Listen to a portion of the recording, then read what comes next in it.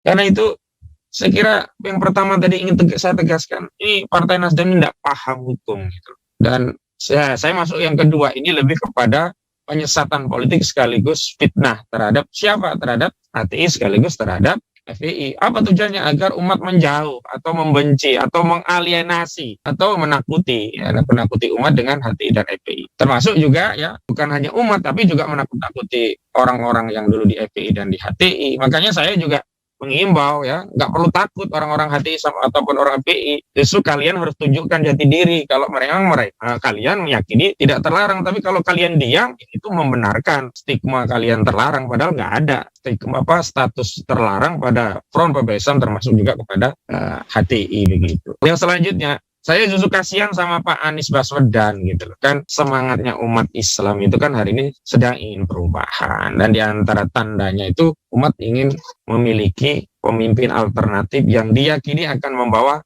arus perubahan. Tentu saja calon yang dianggap memenuhi ya kriteria perubahan tadi dan dekat dengan aspirasi umat Islam adalah Pak Anies Baswedan gitu. Tapi dengan statement Nasdem ini ya umat menjadi ragu, takut, khawatir, jangan-jangan nanti setelah berkuasa, yang berkuasa itu bukan Anies Baswedan, tapi Nasdem dan Surya Paloh. Jangan-jangan kebijakannya ini akan berubah, tapi justru akan status quo, mempertahankan kebijakan rejim Jokowi yang represif, termasuk yang anti-Islam, yang dalam hal ini sudah digaransi oleh Hermawi Taslim dari Nasdem tadi akan tetap mempertahankan keputusan Jokowi yang keputusan politiknya itu menzalimi HTI dan FPI.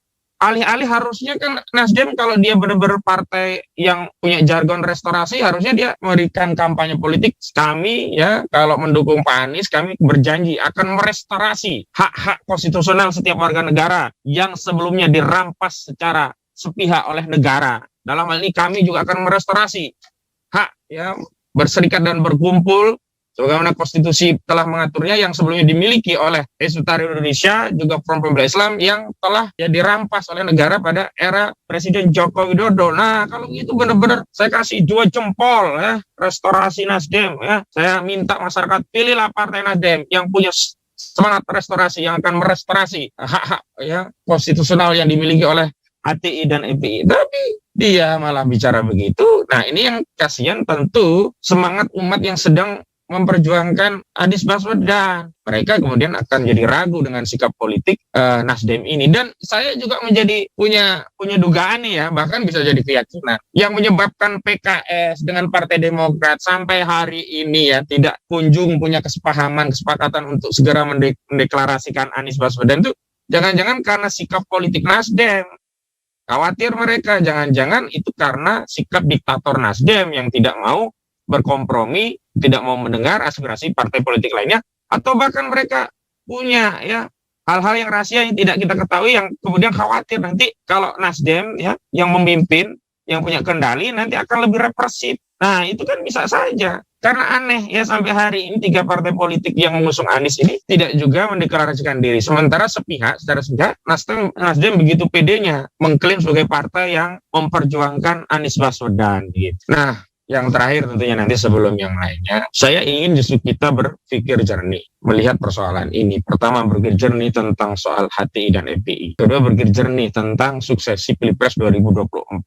Tentang HTI dan FPI itu kita harus melihat apa sih dosa FPI dan HTI yang hari ini membuat rusuh di Sulawesi Tengah sana, Morowali Utara di Sulawesi Tengah itu. Apakah kerjaannya HTI FPI atau ini dampak dari penerapan sistem kapitalisme global yang meliberalisasi sektor publik sehingga terjadi penjajahan, eksploitasi bukan hanya sumber daya alamnya, juga SDM, tenaga kerja kita diperas dan kemudian dizalimi oleh perusahaan-perusahaan mereka. Alih-alih memberikan perlindungan pada pekerja, justru perintah presiden yang utama adalah agar memastikan Kapolri agar PT GN itu dan Buster Nikel Indonesia segera beroperasi kembali. Ini kan harga nyawa justru seperti tidak diperhitungkan atau tidak diperhatikan. Ini apa salahnya HTI sama FPI? Yang kemarin ya ada pembantaian oleh gerakan dari OPM. Itu apakah salah HTI atau FPI? Dia kasus korupsi Jiwasraya, kasus BLBI, kasus banyaklah kasus korupsi itu. Apa kerjaan HTI atau FPI gitu? Kan nggak ada gitu. Justru rezim ini yang jelas-jelas banyak kasus. Kader Partai Nasdem tuh banyak yang tangkap KPK kena kasus korupsi. Harusnya Partai Nasdem jangan terlalu melihat orang lain gitu, koreksi diri gitu loh. Lagi pula ini udah tahun politik, di tengah tahun politik yang harusnya semangatnya meningkatkan elektabilitas, ini Partai Nasdem malah bikin ulah ya. Saya nggak bisa menjamin kalau begitu Nasdem ini akan tetap dipilih umat, termasuk juga akan memuluskan rencana pencapresan Anies. Jangan-jangan kami khawatir, saya ya, ini strategi Nasdem mau ngacak-ngacak Anies Baswedan ya, merusak dari dalam ya, tadinya seolah-olah yang mengangkat kemudian menimbulkan keraguan umat terhadap pilihan itu, akhirnya ditinggalkan. Atau nanti pertama deklarasi ya, tiba-tiba misalnya sudah mendekati injury time ya, misalkan PKS sudah setuju, Demokrat sudah setuju, ini Nasdem narik diri sendiri, akhirnya kan nggak bisa nyapres juga, habis juga dikerjai oleh Nasdem. Nah, di titik itu saya kira kita harus melihat masalah ini secara utuh, yang salah itu siapa gitu. Ini yang harus kita buka. Yang kedua ya, kalau itu terkait HTI dan FPI yang tidak masalah.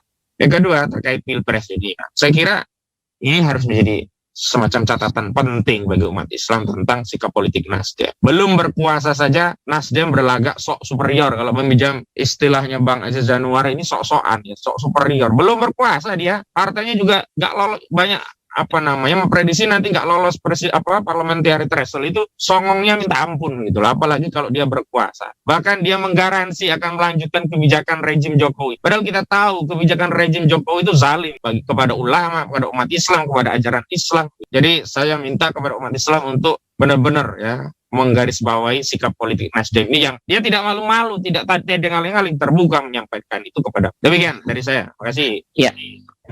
Ya, kalau kita bicara ukuran parameter indikator dakwah itu berhasil, ya ukurannya apakah syariat itu bisa tegak atau tidak. Jadi kemenangan Islam itu kalau hukum Allah tegak. Sampai hari ini tidak ada satupun visi misi seorang presiden itu untuk menegakkan syariat Allah, hukum Allah. Karena memang desain presiden itu bukan untuk menegakkan undang-undang Allah. Presiden itu didesain untuk menegakkan undang-undang. Jadi kalau kita ingin pemimpin yang didesain untuk menegakkan undang-undang Allah, itu yang disebut dengan khalifah. Sistemnya disebut khilafah. Sumber hukumnya Al-Quran dan As-Sunnah. Tapi kalau sistem politiknya tetap demokrasi, maka presiden mandatnya itu adalah untuk menjalankan undang-undang rakyat, bukan undang-undang Gusti Allah. Kemudian, kalau kita menggunakan sistem politik demokrasi ini, sampai kapanpun ya tidak akan sampai pada kemenangan Islam, karena desain daripada demokrasi itu adalah untuk memenangkan hukum rakyat, undang-undang rakyat, undang-undang manusia, hukum-hukum hawa nafsu gitu. Sementara kita kan sudah dikatakan oleh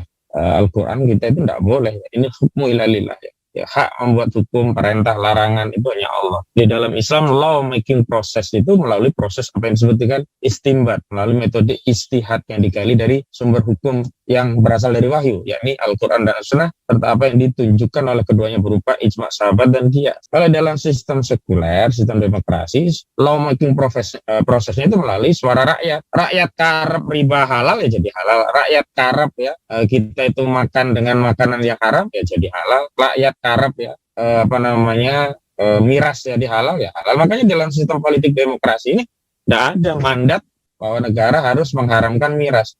Karena memang mandatnya bukan dari Allah, tapi mandatnya untuk menjalankan hukum hawa nafsu. Saya kira itu. Jadi jangan sampai kita kemudian merasa umat Islam itu buntu, nggak ada jalan keluar. Ada jalan keluar. Jalan keluarnya ketika kita menetapi jalan dakwah itu dengan orientasi yang sahih. Apa orientasi yang sahih?